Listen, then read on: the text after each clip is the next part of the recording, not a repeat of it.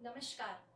स्वागत है आप सबका कक्षा 10 की विज्ञान की कक्षा में, जिसमें आज हम पढ़ेंगे तत्वों का आवर्त वर्गीकरण।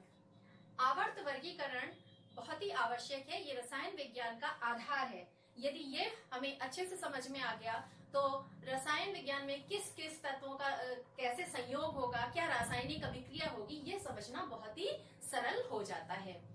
तो यदि हम अपने आसपास देखें तो सभी पदार्थ या तो तत्वों से मिलकर बने हैं, या मिश्रण है, या यौगिक है। मिश्रण और यौगिक भी तत्वों से मिलकर बने हुए हैं। तो तत्व क्या होते हैं? तत्व एक ही प्रकार के परमाणुओं से मिलकर बने हुए होते हैं। और आज कम से कम 118 तत्वों की जानकारी हो चुकी है। तो इस प्रकार तत्वों की संख्या बहुत अधिक हो गई है और हर तत्व को उसके गुणधर्म के साथ याद रखना बहुत ही मुश्किल काम होता है। तो इसीलिए तत्वों को सुव्यवस्थित ढंग से किसी क्रम में रखने को हम वर्गीकरण कहते हैं। तो तत्वों को वर्गीकृत किया गया। वर्गीकृत करने के लिए कई वैज्ञानिकों ने कई प्रयास किए। तो सबसे पहला प्रयास हुआ था, वो सबसे साधारण था कि तत्वों को धातु और अधातु दो क्लासेस में डिवाइड कर दिया जाए। तो इस प्रकार से उस समय जितने तत्व ज्ञात थे उनको बांट दिया गया और काफी सालों तक चलता रहा। लेकिन जैसे ही उपधातु यानी जिनमें धातुओं और अधातुओं दोनों के गुण पाए गए, उनसे परेशानी उत्पन्न हो गई कि उन्हें किस ग्रुप में रखा जाए। फिर उसके बाद और प्रयास किए गए और तब जर्मन वैज्ञानिक डोबराइनर ने अपना त्रिक सिद्धांत दिया। इन्होंने समान रासायनिक गुणों वाले पदार्थों के तत्वों के तीन तीन तत्वों के समूह बनाए और उनको बढ़ते परमाणु भार के क्रम में सजाया। और उन्होंने ये बताया कि जो बीच वाला परमाणु है, जो बीच वाला तत्व है, उसका परमाणु भार अपने किनारे दोनों ओर वाले तत्वों के परमाणु भार का औसत होता है। जैसे लिथियम, सोडियम, पोटेशियम। इसी तरह क्लोरीन, ब्रोमीन और आयोडीन। तो ब्रोमीन का जो परमाणु भार है वो इन दोनों को जोड़ दिया जाए और 2 से भाग कर दिया जाए तो अप्रोक्सीमेटली उसके बराबर पाया गया। तो डोबेनियर का त्रिक सिद्धांत काफी हद तक तत्वों को किसी तरह वर्गीकृत करने में सफल रहा। जितने तत्व उस समय ज्ञात थे उस प्रकार हो गए, परंतु जैसे ही और तत्वों की खोज हुई तो इस प्रकार उनको समान रासायनिक गुणों के आधार पर तीन तीन के ग्रुप में रखना मुश्किल होता गया। फिर ब्रिटिश वैज्ञानिक न्यूलैंड आए, जिन्होंने अपना अष्टक सिद्धांत दिया। जिस प्रकार से हम लोग के संगीत के सुरों में 7 सुर हैं, सा, रे, गा, मा, पा, धा, नी, और फिर से सा आ जाता है, मतलब फिर से आवृत्ति शुरू हो जाती है। तो उन्होंने जितने तत्व उस समय उन्हें ज्ञात थे उनको बढ़ते परमाणु भार के क्रम में रख लिया और ये पाया कि 7 के बाद 8वां जो है तत्व जस्ट अपने से पहले वाले तत्व से गुणों में काफी समान पाया। तो पहली बार न्यूलैंड ने आवर्त का शब्द का प्रयोग किया। आवर्त मतलब किसी प्रॉपर्टी का, किसी गुण धर्म का रिपीट होना, दोबारा दोहराव होना। तो उनके हिसाब से फ्लोरीन के गुणधर्म हाइड्रोजन से मिलते थे, क्लोरीन के गुणधर्म अपने ऊपर हाइड्रोजन और फ्लोरीन से मिलते थे। इसी प्रकार सब व्यवस्थित कर दिए गए। परंतु जब और तत्वों की जानकारी मिलती गई तब इसमें भी कुछ दिक्कतें आई। इसमें क्या कमियां थी? इसमें यह पाया गया कि हल्के तत्वों तक यानी कैल्शियम तक तो ये जो वर्गीकरण किया गया था ये पूर्णतया इसको फॉलो कर रहा था, लेकिन भारी तत्वों के लिए ये सही बैठ नहीं रहा था। इसके अलावा कोबाल्ट और निकल को 2 तत्वों को एक साथ एक ग्रुप में रख दिया गया। उसके साथ इनके जो गुणधर्म थे अपने ऊपर वाले तत्वों यानी कि हाइड्रोजन, फ्लोरीन और क्लोरीन से इनके गुणधर्म मिल भी नहीं रहे थे। तो इस प्रकार इसकी वजह से भी दिक्कत थी।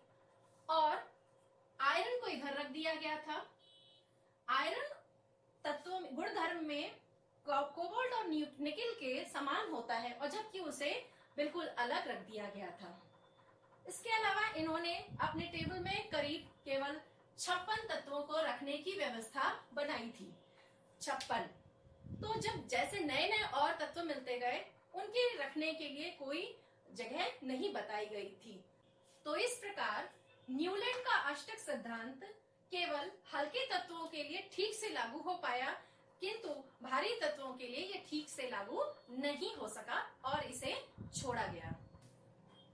मेंडेलीव एक रूसी वैज्ञानिक थे जिन्होंने अपने समय में ज्ञात 63 तत्वों को परमाणु भार के क्रम में सजाया, और फिर उन्होंने ये पाया कि एक निश्चित अंतर के बाद समान गुणों वाले तत्वों की पुनरावृत्ति हो जा रही है। तो इस आधार पर उन्होंने अपना एक आवर्त नियम दिया। उनका नियम ये था कि तत्वों के भौतिक एवं रासायनिक गुण उनके परमाणु भारों के आवर्ती फलन होते हैं। अर्थात जब बढ़ते परमाणु भार के क्रम में तत्वों को लगा दिया जाए तो एक निश्चित अंतराल के बाद तत्व की जो गुणधर्म है अपने से पहले वाले तत्वों से मिलने लगते हैं, उनके समान होते हैं। तो इस प्रकार उन्होंने अपनी एक आवर्त सारणी तैयार करी, जिसको हम लोग मेंडेलीव की आवर्त सारणी के नाम से जानते हैं। मेंडेलीव की आवर्त सारणी में 8 ऊर्ध्वाधर कॉलम है जिनको कि समूह कहा गया, और इन समूहों में भी उप समूह किए गए। उप समूहों के नाम रखे गए ए और बी। इनकी सारणी में 7 36 पंक्तियां हैं। इनको आवर्त कहा गया।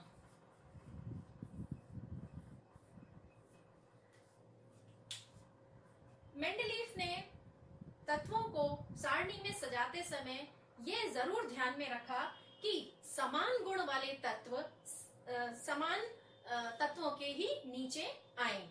ऐसे में जो जिनके गुण समान नहीं थे उनके लिए जगह छोड़ दी गई, जिनके समान नहीं मिल रहे थे वहां जगह छोड़ दी गई।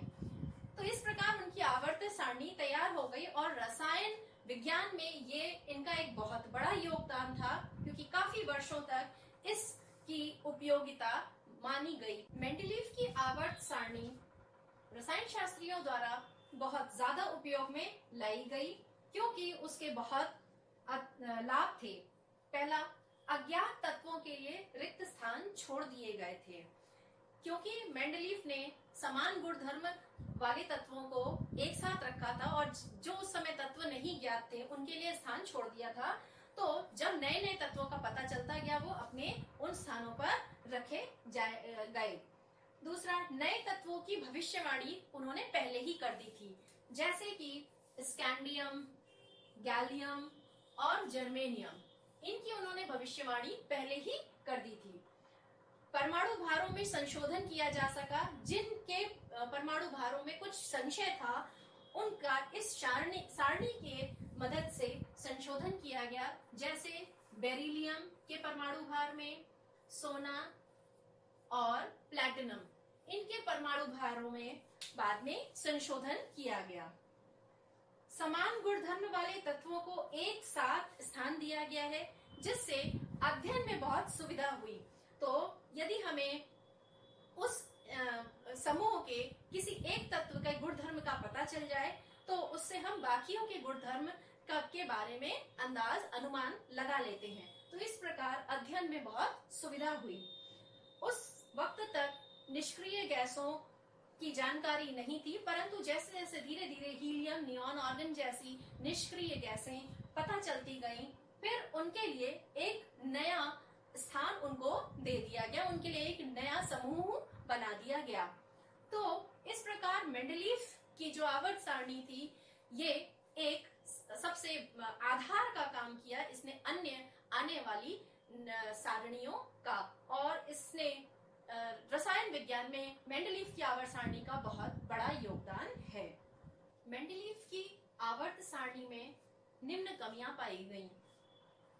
परमाणु भारों के क्रम में परिवर्तन, अर्थात उनकी सारणी में कुछ तत्व ऐसे रख गए थे कि अधिक परमाणु भार वाले पहले थे और कम परमाणु भार वाले बाद में थे। जैसे कि कोबाल्ट जिसका परमाणु भार 58.9 होता है, वो निकल से पहले रख गया था जिसका कि परमाणु भार 58.7 होता है।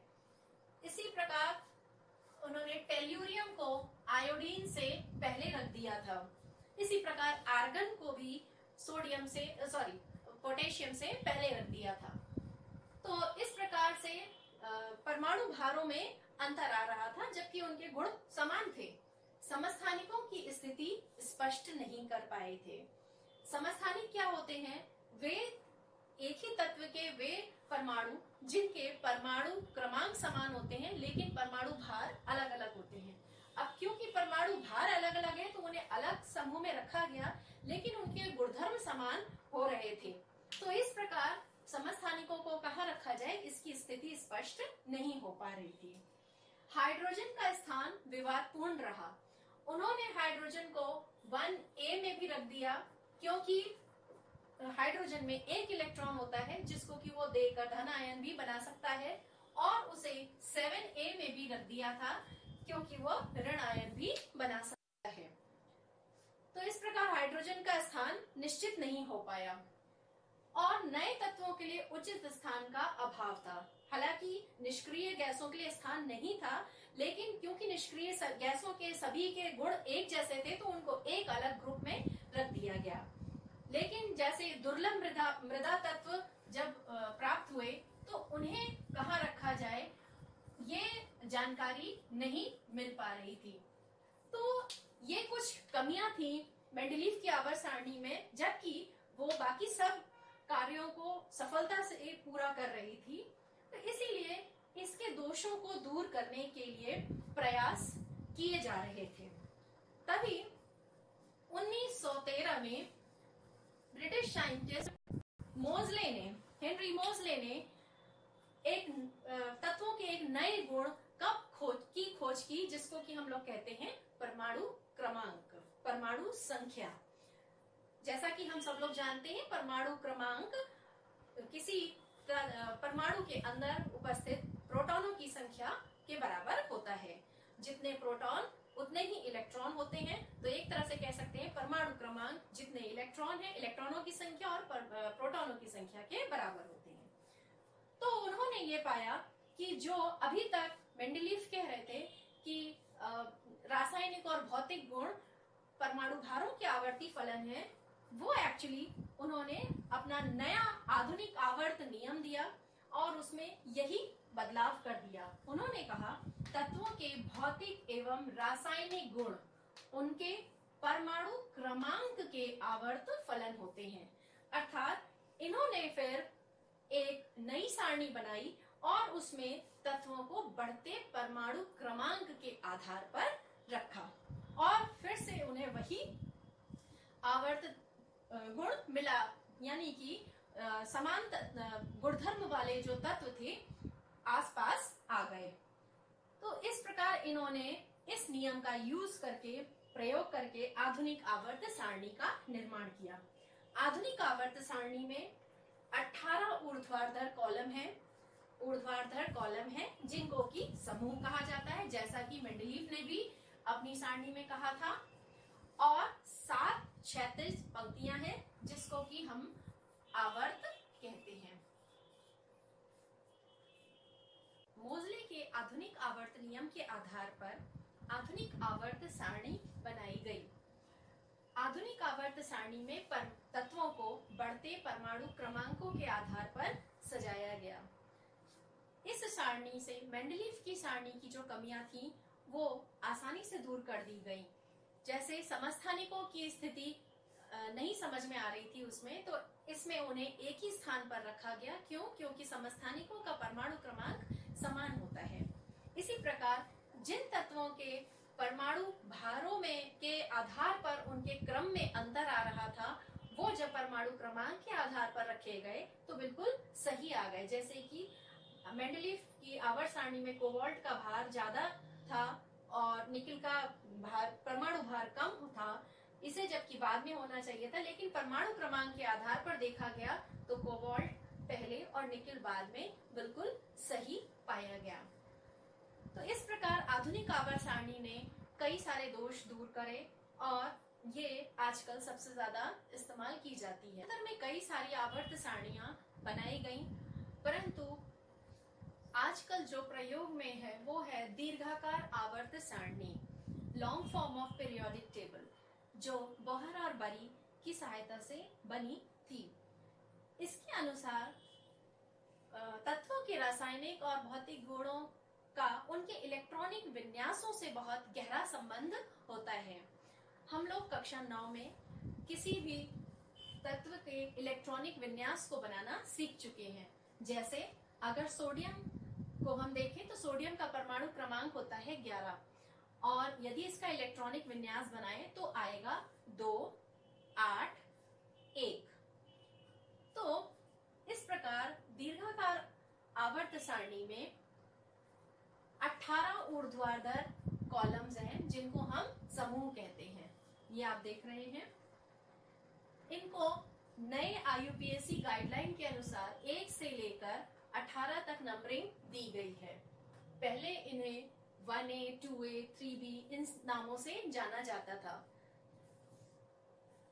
एक समूह में यदि हम ध्यान से देखें तो सभी जो तत्व हैं उनके बाहरी कोश में जो संयोजी इलेक्ट्रॉन्स हैं उनकी संख्या समान होगी। बाह्य कोश में इलेक्ट्रॉनों की संख्या समान पाई गई। एक ही समूह में पाए जाने वाले तत्वों के बाहरी कोशों के इलेक्ट्रॉनों की संख्या समान है।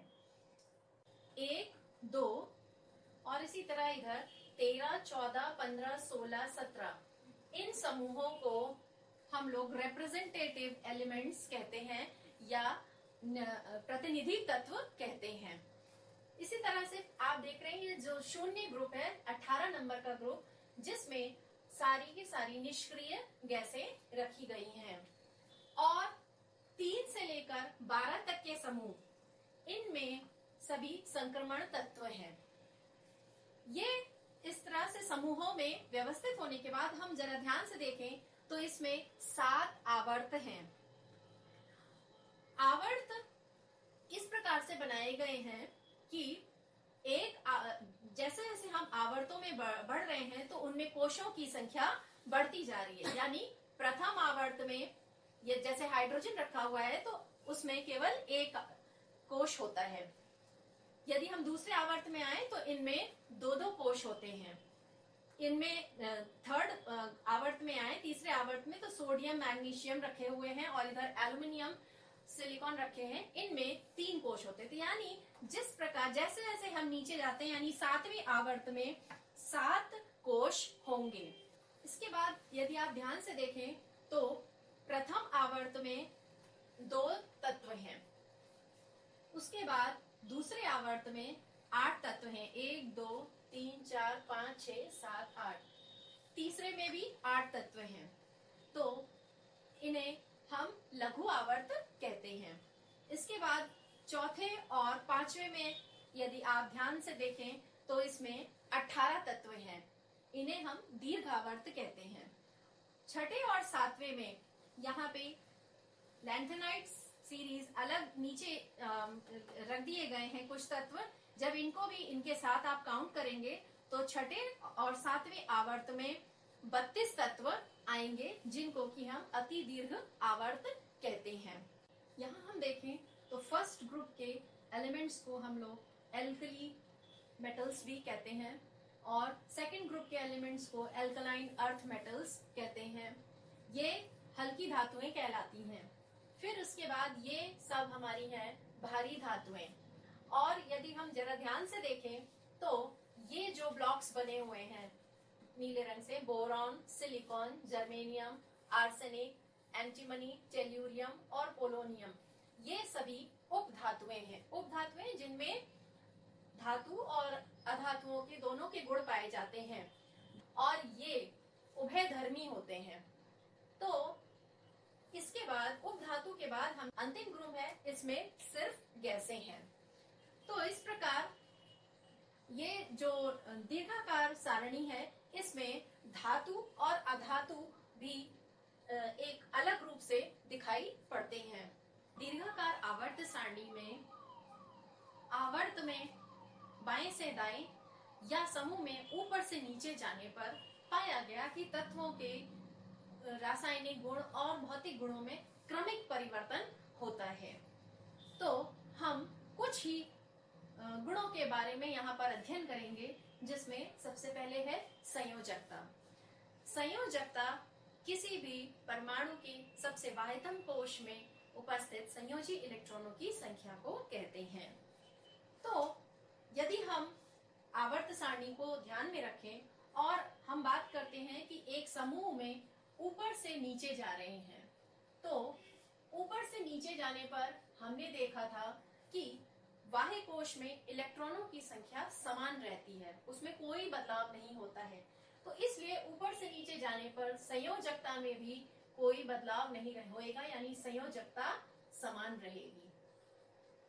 परंतु जब हम आवर्त में बाएं से दाएं जाएंगे, आवर्त में बाएं से दाएं जाने पर क्या होगा कि 1 से 14 तक, 1 से 14 ग्रुप तक तो हमारी जो संयोजकता है वो बढ़ती है, और उसके बाद 15, 16, 17 में घटती है, 15 के बाद घटती है, जो कि घटते घटते 17 पर एक और शून्य ग्रुप या लास्ट में जो हमारा 18वां ग्रुप है उसमें संयोजकता शून्य हो जाती है, क्योंकि उसके बाह्य कोश संपूर्ण होते हैं, उसमें कोई भी संयोजी इलेक्ट्रॉन नहीं होता है। परमाणु त्रिज्या। परमाणु त्रिज्या किसी परमाणु के नाभिक से लेकर उसके बाह्यतम कोश में उपस्थित इलेक्ट्रॉन के बीच की दूरी को हम लोग परमाणु त्रिज्या कहते हैं। परमाणु त्रिज्या दो कारणों पर निर्भर करता है, एक शेलों की संख्या पर, दूसरा नाभिकीय आवेश पर। तो यदि हम किसी आवर्त समूह में ऊपर से नीचे जाते हैं, तो जैसा कि हम सारणी में देख चुके हैं, जैसे जैसे हम ऊपर से नीचे जाते थे तो शेलों की संख्या बढ़ती जाती थी।